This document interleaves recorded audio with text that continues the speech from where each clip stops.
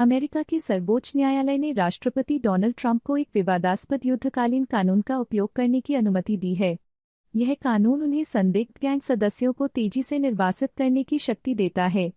Trump प्रशासन ने इस कानून के तहत कम से कम 137 लोगों को निर्वासित किया है, जिसे मानवाधिकार समूहों ने व्यापक रूप से निंदा की है। ट्रंप ने कहा, सर्वोच्च न्यायालय ने हमारे देश में कानून के शासन को बनाए रखा है। उन्होंने आरोप लगाया कि निर्वासित लोग ट्रेंडे अरागुआ गैंग के सदस्य हैं, जो अमेरिका के खिलाफ अनियमित युद्ध कर रहे थे। हालांकि कई निर्वासितों के परिवारों का कहना है कि उनके प्रियजनों को गलत तरीके से गिरफ्तार किया गया है।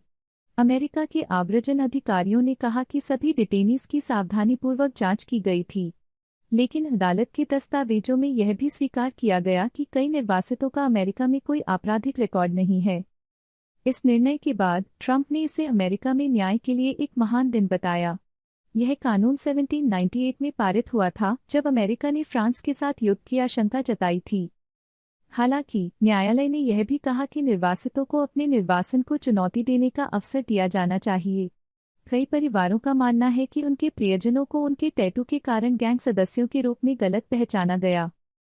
ACLU के वकील ने कहा, हम निराश हैं कि हमें अदालत की प्रक्रिया को फिर से शुरू करना होगा, लेकिन सर्वोच्च न्यायालय ने कहा है कि व्यक्तियों को उचित प्रक्रिया दी जानी चाहिए।